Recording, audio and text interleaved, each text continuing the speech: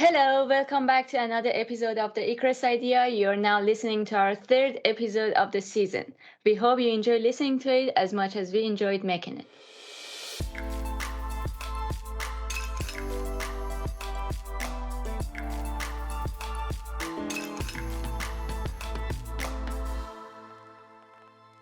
I'm Maide and with Rowan today, we're going to explore the design journey of our guest of today. I'm quite excited for this talk, so Rowan, if you could please introduce our guest. Yeah, of course I can. Graduated from industrial design in Delft in 1987. And after that, she worked as a product designer at Philips and started her own design agency.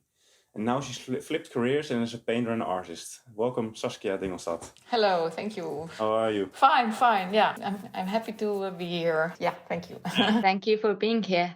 All right, let's get started. So, as Rowan said, you started working at Philips from 87 till 89, and then you started on your own in 90s. Why did you decide to start your own agency on your own? Well, I finalized my study in a year for my graduation within Philips. So I was there for 3 years. So I was very much the youngest of all. So I thought I want to go to another consultancy and with some younger people in the west of Holland and see how it goes there. But then after 2 years, I found out that I liked very much the combination of acquisition, getting into new projects, talking about it before they are really going to be executed in the design activities. I liked it, the forework you have for that. A little bit more of the ideation. That kind of stuff. And then I thought I can do that myself. I had already, 5 years of experience, including the graduation project, how these things go and where to look at. And I thought I can do that. So I started.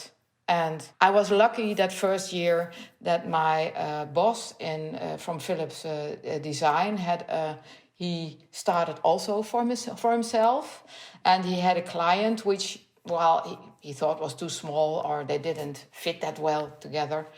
And he offered me the possibility to take that client. And That's really nice. Yeah. It was not much work. It was in fact only one wardrobe, one single tube welded. But after that, a whole lot of other products came from that client. And then it developed itself very quickly. So it was in that period of time, there were not much industrial designers, and especially not in the north of Holland and north of the Netherlands. So I had in fact carte blanche to look for clients and companies wherever they could use a freelancer. So, and what I did, in that time there was no internet, but you had the ABC of industry and, how you call it, handel. And there you could look at companies that would fit your interest. And my focus was on, design, really the aesthetics. Technically spoken, I had a lot of experience with plastic design. Using those trigger words, I found, maybe 20, 25, 30 possible clients. And in 1 week calling, I had 5. So It quite adds up after a while. I was wondering, because looking through your portfolio, you also worked a lot with Philips after you left, right? So how does then the relationship change in that case when first working at Philips at a project and then working with them as your own design agency? Yeah, that had a little bit to do with the step after 2 years working within Philips Design. I decided to go to that consultancy in Rotterdam. And after a year or so, they got a question from Philips Design to help them with the design of a coffee maker. And that was my specialty within Philips in that period before. So, of course, they asked for me. They said, we want Saskia to do that. And then I went there and I did this project.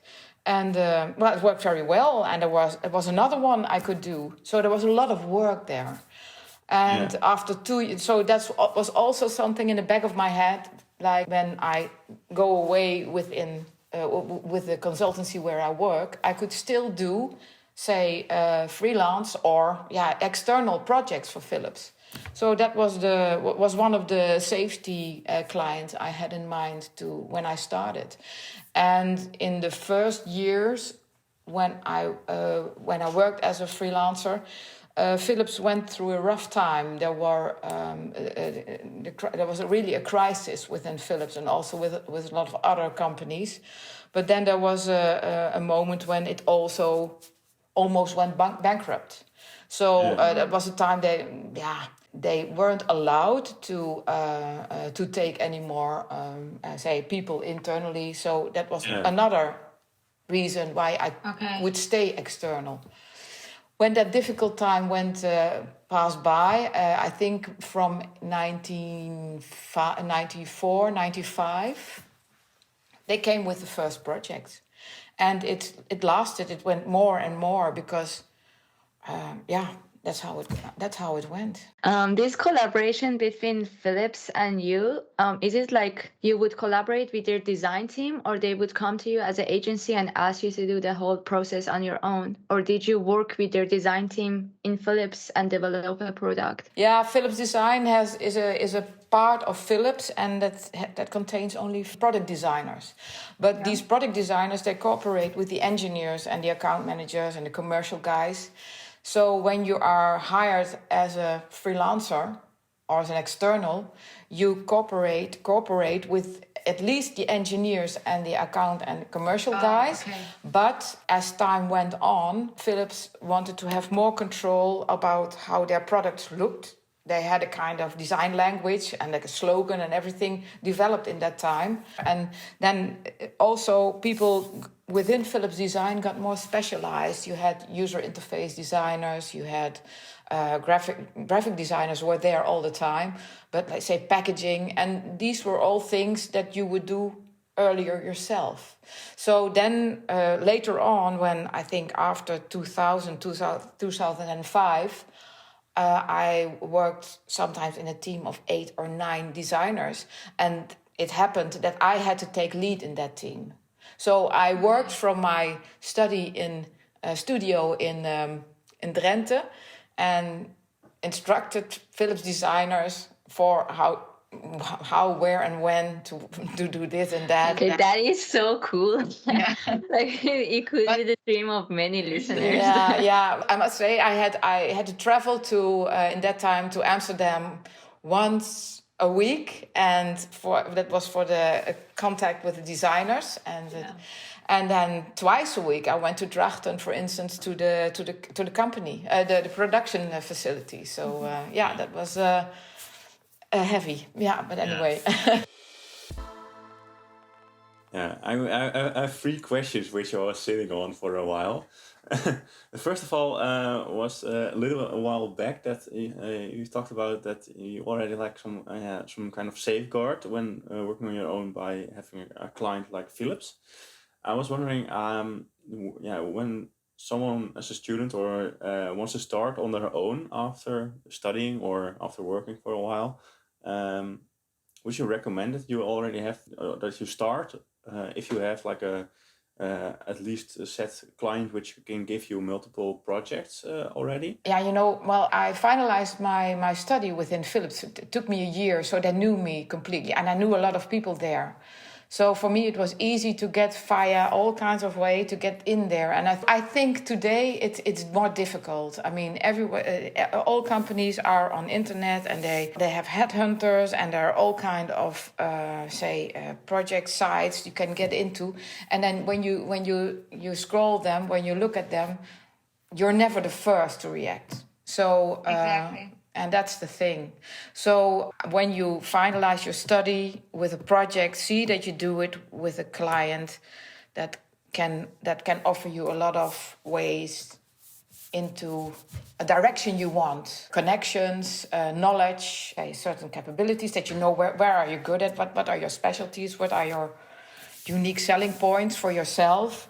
And that helps a lot. So you really need to learn the ins and outs of the industry which you want to work in, and the jargon. And basically, you start already with your working professional life once you're still starting or even before you're starting your master's assignment in this case.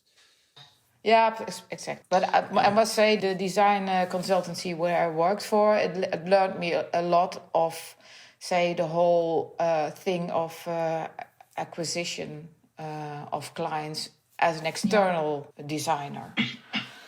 All the things you have to do with say the invoices and taxes and insurances and blah blah blah.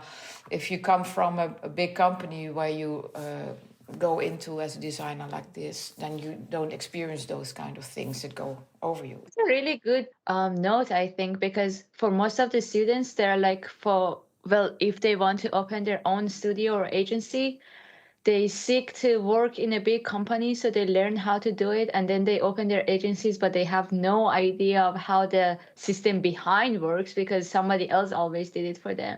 Yeah. But in your case, yeah. And I also I learned from that experience in that consultancy. I said to myself, I love colleagues, but I never want employees. It only gives trouble. And that in the end, I shouldn't have thought that, because in the end, that also was one of the reasons, like I earlier said, that that there was a moment that I had to stop with it, because I said, okay, now I cannot do it all, and you can change your whole setup as a business, but then it gets so much away from the stuff you really like to do. So I said, time for a change. So okay, but design again, yeah. Yeah, I was wondering because incidentally, I was just talking yesterday with someone about Philips and working at Philips, and he knew someone who also did an internship or something at Philips, and he told me like the whole design process at Philips is quite rigid, and I was wondering how did you experience the design process at Philips? Yeah, I've seen how it developed, that protocol. And in a way, I think results have improved. We're much more directed to target groups and to the income they want to generate with their products. But it took away, some concept and designer freedom. On the other hand, there was a lot open still. I remember when I started within Philips, I had to do a lady shaver, and whatever. What do you do? Make some sketches. That would be nice. That would be nice. Foam models, drawings, and then hop, ready. 3 weeks later, it was ready. I was like, huh? Does it come out? So, but that was trial and error almost. We were lucky to have one in it that fit a lot, but you always have a commercial that was for a low-end lady shaver, which didn't have too much emphasis from the commercial people, from a way of what they want to earn from it. So it was okay. That only had to change and like that. But if you are working on projects that go more into that dictate more the future of your design, they want to radiate the image of the company, then you have to think of a whole brand identity, and then the brand identity becomes the input for that's something that has been developed mainly by commercial and people and philosophers and blah blah blah, trend watchers. Has been designed by those people. Also social, all people that work more in the field indirectly around the design. So maatschappelijk. And more of the marketing and the but also branding. Social environment, trends in in environments like the climate change now at this moment is hot. But it has been hot already for years. And it only becomes hotter. Yeah.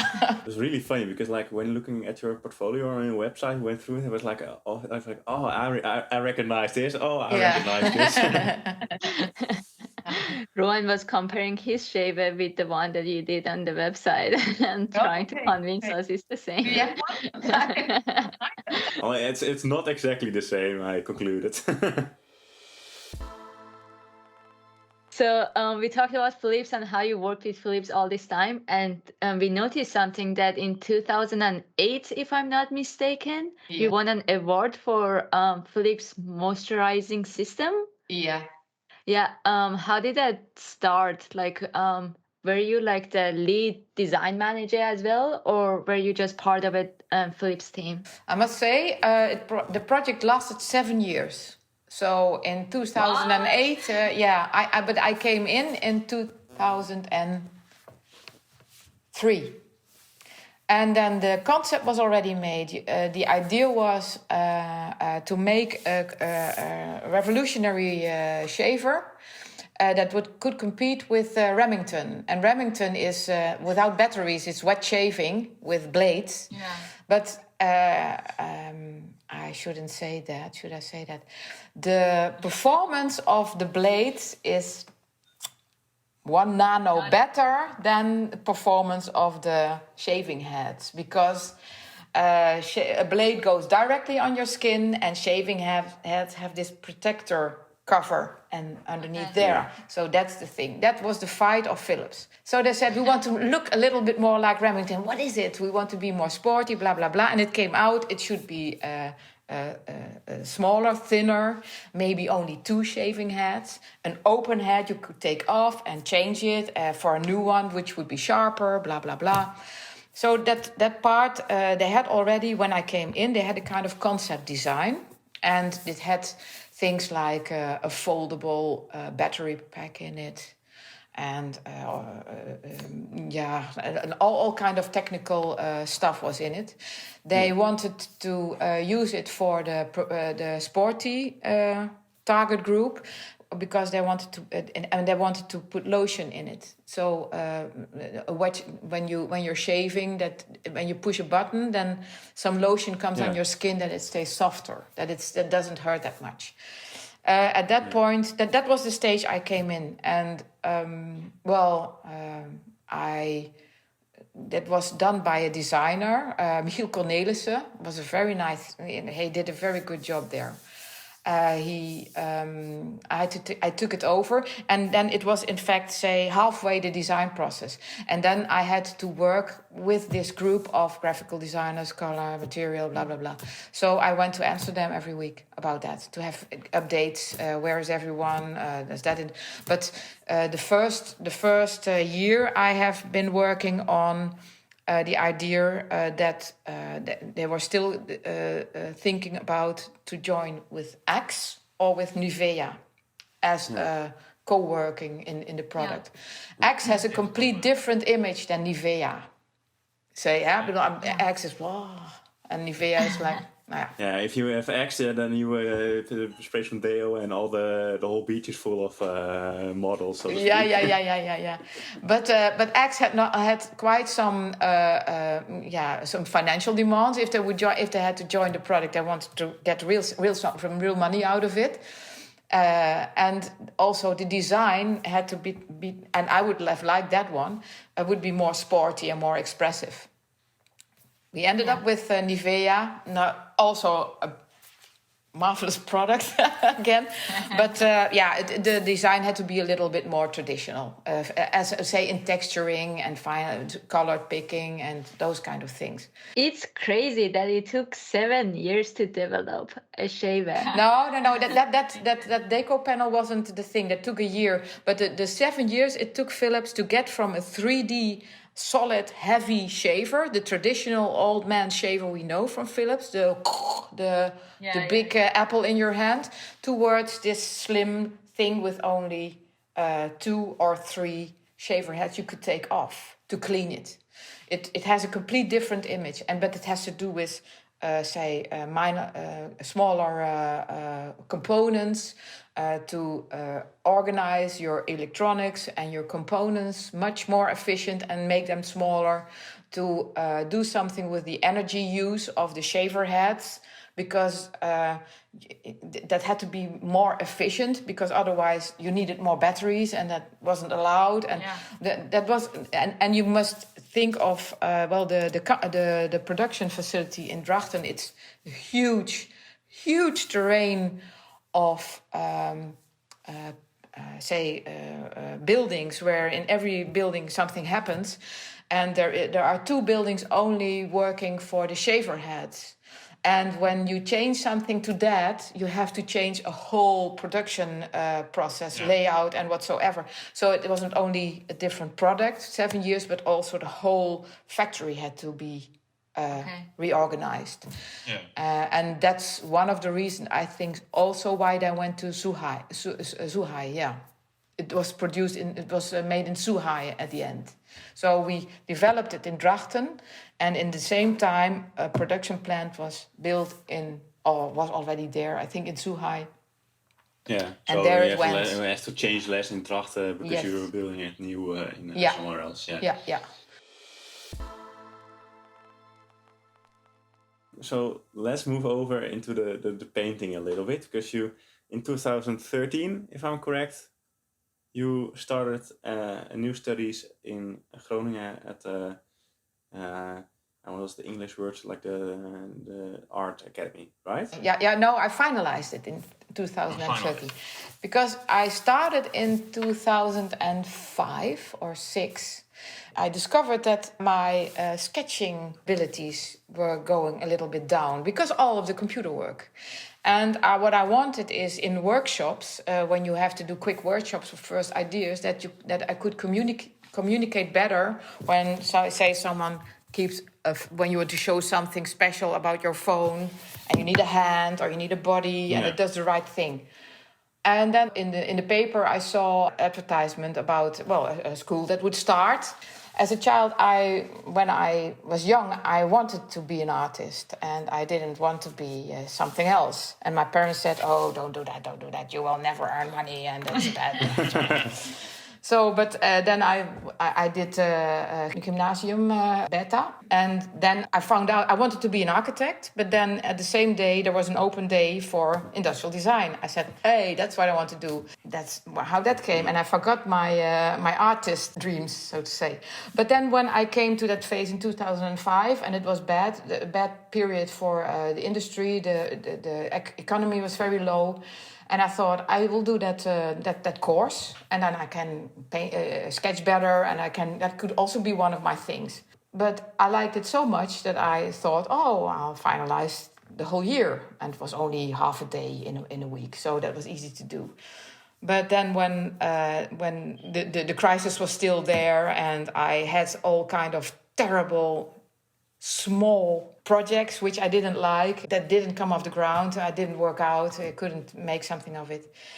And I thought, let's give it a try. I'll go for the real study school. And halfway I stepped out. I said, I don't know, I have to choose now. Will I go into art or will I do design? And I wanted to give design a try, but the economy had even got worse. And then there was a moment I thought, forget it. I'll go for painting. Yeah, because at that time it was like around 2008, I presume. Yeah, exactly. Yeah, and then I remember that I did 1 or 2 projects still, but then I got a burnout. It was too much. Yeah. It was really too much. And then I said, to keep things quiet, I finalized my art, and that was the reason. In fact, the reason that I started was only to improve my sketching abilities for design. Just FYI for our listeners, we will put a link to Saskia's portfolio in painting. It's quite impressive. You can check it out. Don't forget to do that. It's really amazing. But wondering, how did the knowledge of IDE career change the way that you paint, or how did it influence it? Or if you still do some design, how did painting influence your designs? I don't do any designs anymore. I think the last one I did was in 2016 or so. But what I must say that the way of how we used to work as designers, I think you still do that with sketching and markers, fine liners and markers and stuff. that really influenced, especially my painting for the final year. So when we had to build a portfolio that would go into an exposition, there you had to think in that last year of the academy. You had to think of a nice set of work that you could present as an image for yourself, as what you wanted to do. You must see the Artist Academy had quite a classical point of view. First, learn all the techniques and which are possible, and concept development will come later. So it's very realistic painting. Well, that year I love to do city trips. I traveled a lot, and I also I waited a lot in airports and whatever for trains, and I have something with traffic and with a lot of people, and I make pictures all the time. And then there was a period that I thought, I cannot just simply photograph everyone I want, because I in fact have to ask people, is it okay that I make a photograph of you? Yeah.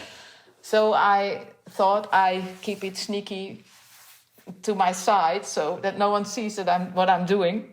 And that went fine. But then I also had some photographs that were not, they were bad. They were blurred. Blurred, yeah. And I thought, hey, that's nice. And I used by trying to work from that, that pictures inspired me to work with more transparent layers, like you do with markers. When you make a marker, you sketch something with fine liner, and you go over it with a marker, just rough and for the environment, and then some grays and some colors.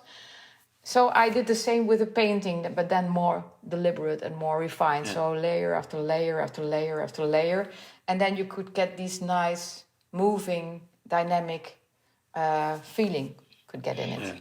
Well, the process you describe really reminds me of a subject we have, which is called discovery, which some of those things are actually used as well. You have to make pictures in order to come up with new concepts, and using those pictures, it can be anything, but you cut and work and photograph them in a certain way so that you use those new insights maybe from the photos in order to come up with concepts. So it's really funny how that is actually the same. Yeah.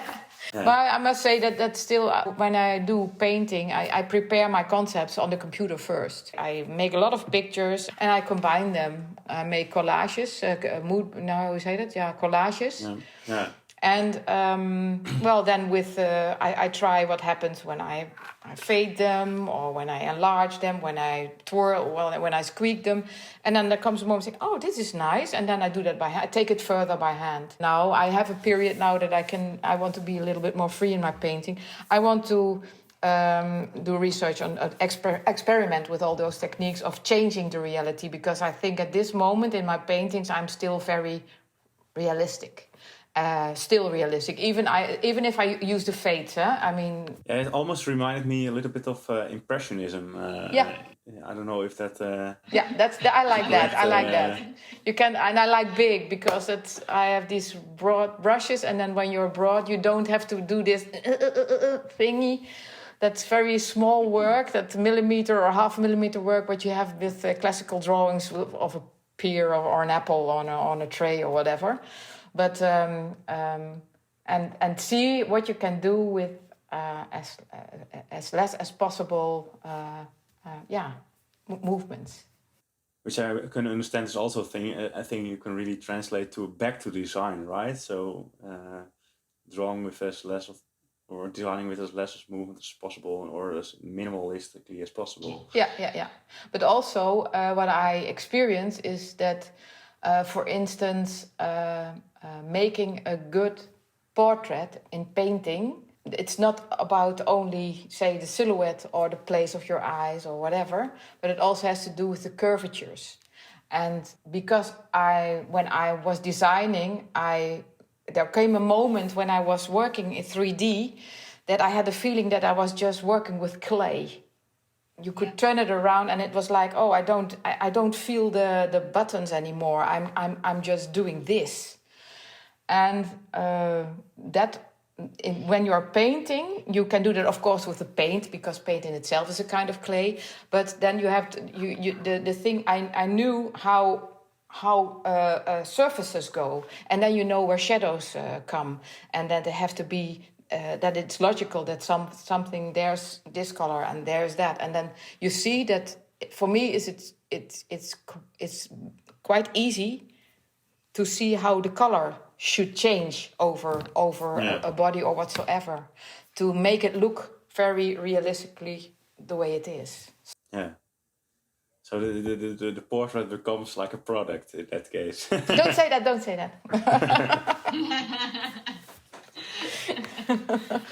No, but also perspective and working with perspective. That's something you learn with design. It's necessary, sketching in perspective. So never had problems with that. Yeah.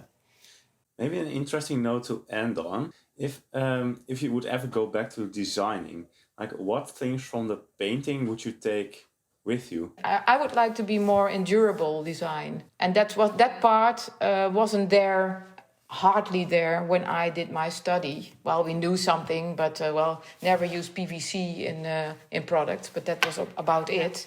That's an area where I would like to be. But if I then think, what of painting would I like to put in there?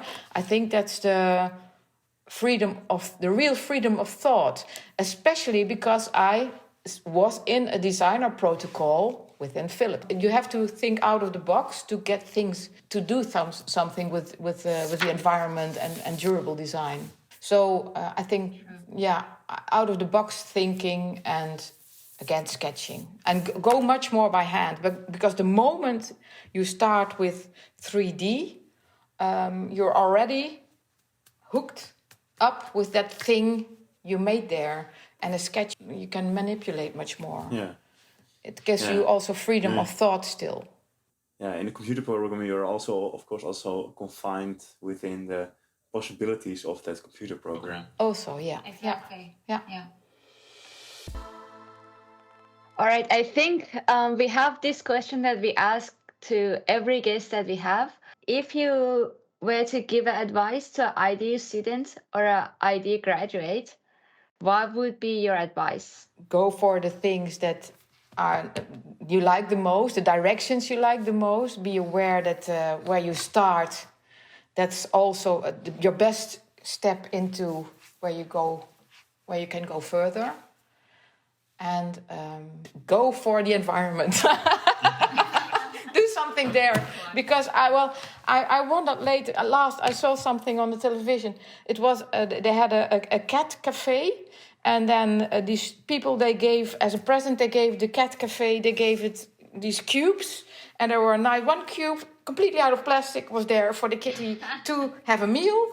One a cube for to sleep. One with a rope, they could do this. Nah, I thought that's. All this plastic. Stop it,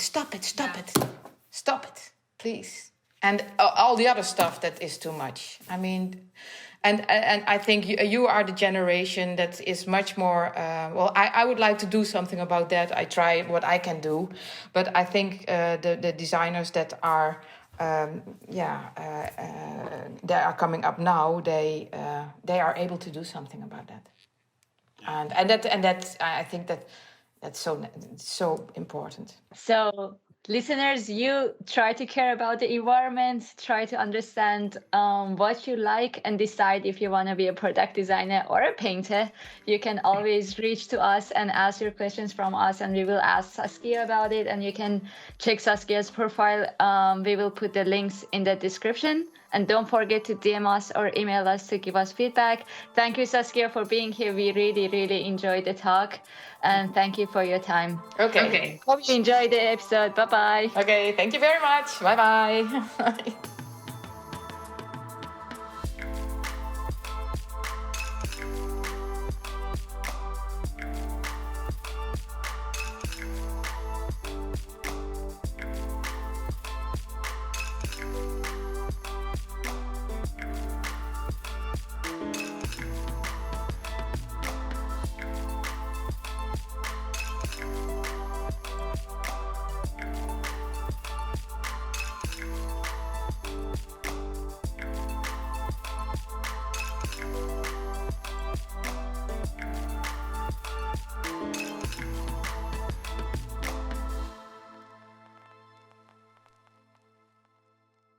Rowan, can you see me?